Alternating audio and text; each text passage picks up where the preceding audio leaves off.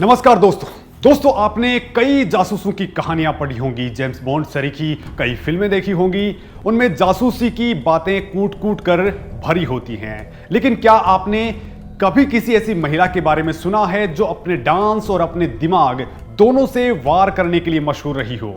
कहते हैं कि उसके अंदर ऐसा हुनर था कि वो किसी भी मर्द के दिल की बात को पलक झपकते ही जान लेती थी। यहां तक कि उसकी इन्हीं दिलकश अदाओं के आगे बड़े से बड़ा पॉलिटिशियन, सेना का ऑफिसर और यहां तक कि रियासतों के प्रिंस भी सरेंडर कर जाते थे। आखिर कौन थी ये लेडी स्पाई? कैसे खोलती थी अपने शिकार के दिल में दफन राज के दरवाजे? वैसे दोस्तों, दुनिया भर में कई ऐसे जासूस हुए हैं जो अपने काम की वजह से चर्चित हुए।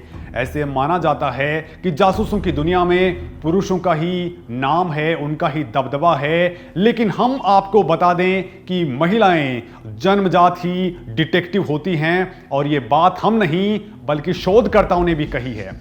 महिलाएं अगर जासूसी पर उतर आएं तो वो क्या नहीं कर सकती हैं। देखा जाए तो वो अपने हुस्न और तेज दिमाग के बल पर किसी भी पुरुष से कुछ भी उगलवा सकती हैं। और इस वीडियो में हम आपके सामने एक दो नहीं बल्कि 3 सबसे जांबाज महिला जासूसों की अनछुई कहानियां दिखाने वाले हैं। तो आप वीडियो के आखिर तक बने रहिए और देखिए इन 3 सबसे जांबाज जासूसों की कहानियां, जिनमें 2 तो हिंदुस्तान की ही हैं।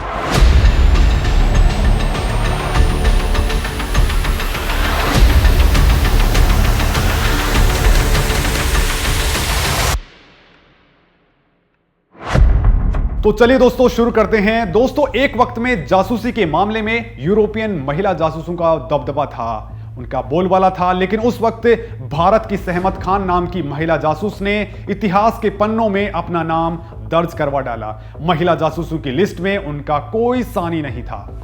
सहमत खान की जिंदगी पर बॉलीवुड में फिल्म भी बन चुकी है। फिल्म का नाम था राजी और सहमत के किरदार को जिया था फिल्म एक्ट्रेस आलिया भट्ट ने। ऐसी ही भारतीय मूल की एक और जासूस थी। वो ताल्लुक रखती थी रॉयल फैमिली ऑफ मैसूर से। 18वीं सदी में मैसूर रियासत के बादशाह टीपू सुल्तान की वंशज नूर इनायत खान। लेकिन दोस्तों, इन 2 बड़े किरदारों की कहानियों पर चर्चा करने से पहले हम बात करते हैं उस बेहद शातिर जासूस माता हारी की, जिसकी खूबसूरती के आगे नेता, ब्यूरोक्रेट्स और यहां तक कि राजा महाराजा भी अपना तख्त व ताज कुर्बान करके अपना दिल हथेली पर लिए फिरते थे। मार्गरेट गिरतोइदास जेले को माता हारी के नाम से जाना जाता है। माता हारी, जिसका मतलब होता है उगता हुआ सूरज। बताया जाता है कि कामुक नृत्यांगना से जासूस बनने वाली माता हारी की वजह से 50,000 फ्रांसीसी सैनिकों की जान चली गई थी। यह भी बताया जाता है कि साल 1905 में माता हारी सबसे पहले पेरिस आई थी। यहां उन्होंने डांस की शुरुआत की। जल्द ही वो पूरे यूरोप में स्ट्रिप डांस के लिए मशहूर हो गई। माता हारी की गजब की सुंदरता से महिलाएं भी जला करती थी। हालांकि माता हारी का जन्म कहां हुआ, इसके बारे में कोई पुख्ता जानकारी नहीं है। लेकिन कहा जाता है कि माता हारी का जन्म नॉर्थ हॉलैंड के एक छोटे से गांव में साल 1876 में हुआ था। बताया जाता है कि जब वो अपने पहले पति के साथ मलेशिया में कई सालों तक रही थी, उन्होंने भारतीय और जावानीज डांस भी सीखा था। माता हारी के पति डच कॉलोनियल आर्मी में स्कॉट थे। माता हारी डांस के दौरान स्ट्रिपिंग करके, यानी एक एक करके अपने शरीर पर पहने ज्यादातर कपड़े उतारने की परफॉर्मेंस देकर दर्शकों को अपनी खूबसूरती के पैमाने में डुबा डालती थी। माता हारी के इसी फन की पूरी दुनिया कायल थी। इसने माता हारी को बेहद पॉपुलर बना दिया था। रूस से लेकर फ्रांस तक के डांस हॉल और ओपेरा हाउसेज में माता हारी का जलवा था। माता हारी को जर्मनी के लिए जासूसी करने के आरोप में मारा गया। लेकिन सच तो यह है कि दुनिया कभी जान ही नहीं पाई कि वो फ्रेंच जासूस थी या जर्मन जासूस थी। दोस्तों, माता हारी एक बेहतरीन डांसर थी जो इसका पेशा था। पहले विश्व युद्ध के समय वो पेरिस में एक डांसर और स्ट्रिपर के तौर पर मशहूर हो गई। उनका कार्यक्रम देखने के लिए कई देशों के लोग और सेना के बड़े अधिकारी पहुंचा करते थे। इसी मेलजोल के दौरान गुप्त जानकारियां एक से दूसरे पक्ष को देने का सिलसिला चलने लगा। पेरिस में उन्होंने अपनी मोहक अदाओं से लोगों को मंत्रमुग्ध कर दिया था और उनका नाम लोगों की जुबान पर चढ़ गया। इस दौरान माताहारी के कई बड़े सैन्य अधिकारियों, राजनेताओं और अन्य प्रभावशाली व्यक्तियों से संबंध रहे, जिसमें जर्मन प्रिंस भी शामिल थे। ऐसे कई सारे सबूत होने का दावा किया जाता है, जिसके आधार पर कहा गया है कि माताहारी एक जर्मन जासूस थी। माताहारी की शादी नीदरलैंड की शाही सेना के एक अधिकारी से हुई थी, जो इंडोनेशिया में तैनात था।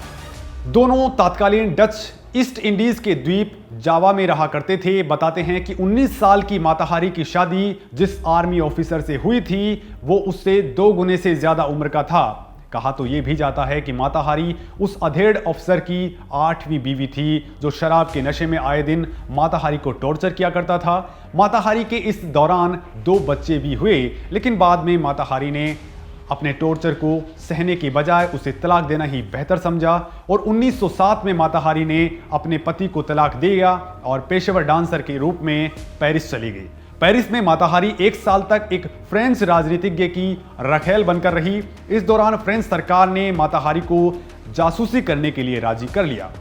इसके बदले में उसे अच्छी खासी रकम दी गई। फ्रेंच सरकार ने फर्स्ट वर्ल्ड वॉर के दौरान माताहारी को हथियार बनाकर जर्मन मिलिट्री ऑफिसर्स की कई महत्वपूर्ण जानकारियां हासिल की थी, लेकिन माताहारी की पैसों की भूख यहीं पर बढ़ गई। उसने फ्रांस सरकार की भी जानकारी जर्मन सरकार को देना शुरू कर दिया।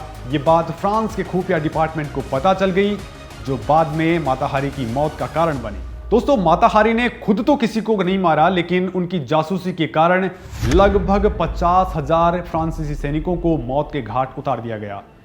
फरवरी 1917 में फ्रेंच अधिकारियों ने माताहारी को पकड़ लिया।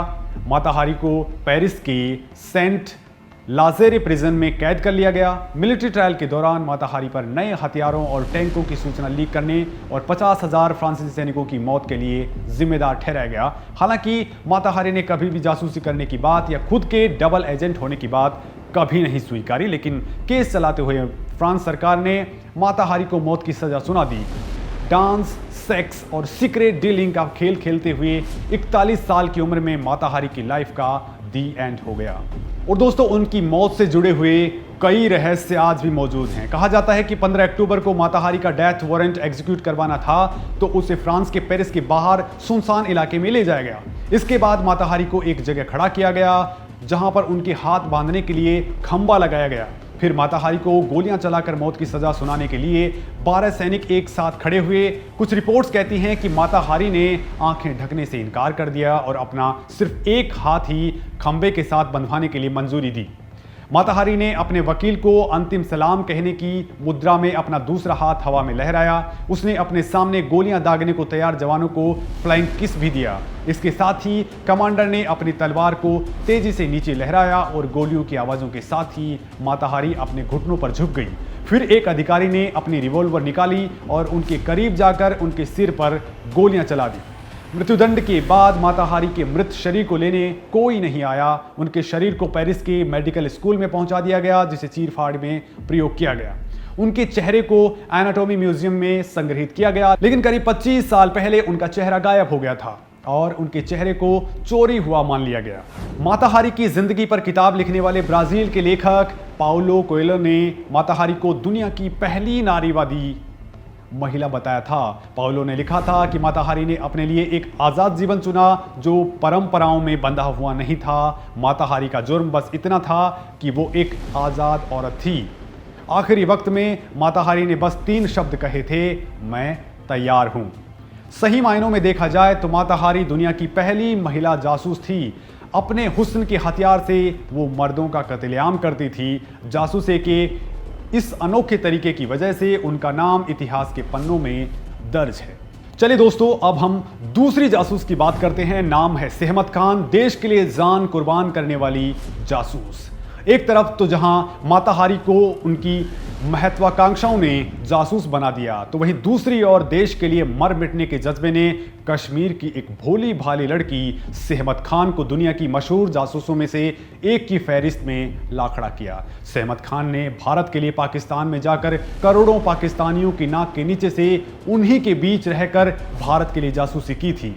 जी हाँ, कश्मीर की रहने वाली एक टीनएजर सहमत खान जब कॉलेज में पढ़ाई कर रही थी, तब उस दौरान उनके जासूस पिता भी उन्हें जासूस बनाने के लिए कहते थे। ताकि देश सेवा में सब कुछ कुर्बान करने की उनकी पीढ़ियों की रवायत बरकरार रह सके। लेकिन दिल की सुनने वाली सहमत खान को जासूसी में ज़्यादा दिलचस्पी नहीं थी।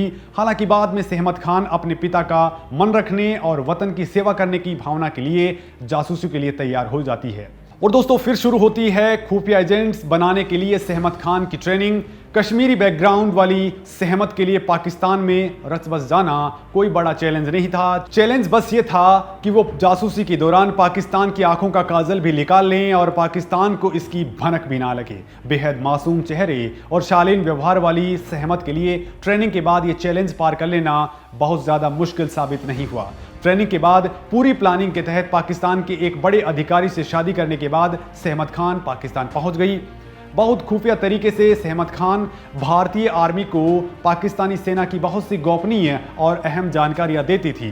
दोस्तों उनके सबसे बड़े योगदानों में से एक ये था कि पाकिस्तान भारतीय नौसेना के INS विराट को डुबोने की योजना बना रहा था, लेकिन अपनी जान की परवाह किए बिना सही वक्त पर सहमत की भेजी सटीक जानकारियों ने भारतीय नौसेना को बहुत बड़ा नुकसान होने से बचा लिया था। सहमत खान के साहस बहादुरी के कारण ही भारतीय सेना पाक रेंजर से एक कदम आगे रहती थी और इस संकट को समय रहते रोका गया था।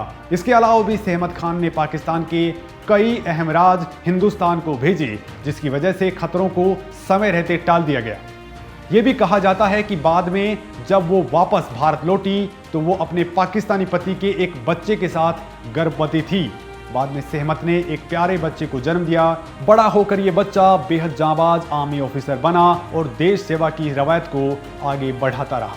चलिए दोस्तों अब हम बात करते हैं नूर इनायत खान की, भारतीय मूल की बेहद खूबसूरत जासूस जिसकी दुनिया भर में चर्चाएं होती रहती हैं। भारतीय मूल की ही नूर इनायत खान बेहद खूबसूरत उन सुंदरियों में से गिनी जाती थी जो मुल्क के लिए बेहद अहम जानकारियां हासिल करने के लिए अपनी जान की परवाह भी नहीं करती थी। नूर इनायत खान 1914 में मॉस्को में पैदा हुई थी। वो 18वीं शताब्दी में मैसूर के राजा रहे टीपू सुल्तान के वंशज थी। नूर के पिता हजरत इनायत खान मैसूर के राजा टीपू सुल्तान के पड़पोते थे और उनकी मां ओरा मीनारे बेकर यानी अमीना बेगम एक अमेरिकी महिला थी। पहले नूर एक वॉलंटियर की तरह ब्रिटेन की सेना में भर्ती हुई, लेकिन बाद में एयरफोर्स की सहायक महिला यूनिट में भर्ती हो गई। उनकी फ्रेंच की अच्छी जानकारी और बोलने की क्षमता ने स्पेशल ऑपरेशंस ग्रुप का ध्यान अपनी ओर आकर्षित कर लिया और फिर वो बतौर जासूस काम करने के लिए तैयार हो गई। जल्द ही नूर ने फ्रांस के एक शहर में महिला जासूस टीम के साथ काम करना शुरू कर दिया। उन्हें सेकेंड वर्ल्ड वॉर के दौरान स्पेशल ऑपरेशन एग्जीक्यूटिव में शानदार काम के लिए जाना जाता है। वो ब्रिटेन की पहली मुस्लिम वॉर हीरोइन थी और पहली महिला रेडियो ऑपरेटर थी जिन्हें नाजियों के कब्जे वाले फ्रांस में भेजा गया था। फ्रांस में उनका काम था कि वो छापेमार कार्रवाई को बढ़ावा दे। 1943 में वो सीक्रेट एजेंट बनी। जून 1943 में उन्हें एक रेडियो ऑपरेटर के तौर पर ट्रेन करके फ्रांस भेजा गया। ये पोस्टिंग बेहद खतरनाक थी। स्वभाव से बेहद सौम्य और कोमल मानी जाने वाली महिला जमात के लिए ये काम पहाड़ चढ़ने जैसा था। ऐसी पोस्टिंग्स पर जाने में पुरुष सहयोगी भी 100 बार सोचते थे, लेकिन वतन परस्त नूर ने एक लम्हा ना सोचा और सीक्रेट एजेंट के तौर पर फ्रांस पहुंच गई, ये जानते हुए कि जिस अभियान पर नूर भेजी गई थी ऐसे अभियान में पकड़े जाने पर जासूसों को नर्क जैसी यातनाएं भोगनी पड़ती थी। उसे हमेशा के लिए कैद झेलनी पड़ सकती थी या मौत की सजा मिलनी थी। लेकिन नूर ने यह बेहद जोखिम भरा काम किया। नूर ने जर्मन पुलिस को चकमा देते हुए अपने जासूसी अभियान को जारी रखा। हालांकि बाद में वो पकड़ी गई और 13 सितंबर 1944 को नाजियों ने उन्हें 3 अन्य महिला जासूसों के साथ गोली मार दी। उस वक्त वो सिर्फ 30 साल की थी। बताया यह भी जाता है कि नूर को नाजी सिर्फ इस वजह से पकड़ सके क्योंकि बेहद खूबसूरत नूर की खूबसूरती से उन्हीं की एक साथी महिला जासूस बेहद जलती थी। शार्प माइंड, देश के लिए कुछ भी कर गुजरने का जज्बा और तेज तर्रार नूर की मुखबरी उन्हीं के साथी ने नाजियों को कर दी थी, जिसके बाद एक मिशन के दौरान नूर पकड़ ली गई और उन्हें बाद में पकड़ के गोली मार दी गई और वो कुर्बान हो गई। तो दोस्तों ये थी हमारी कुछ जासूसी महिलाओं की अनछुई कहानियां जो आपको शायद अच्छी लगी होंगी, जो इन्होंने अपने देश के लिए और सब कुछ कुर्बान कर दिया। वीडियो कैसा लगा आप जरूर कमेंट सेक्शन के लिए जरिए हमें बताएं। धन्यवाद।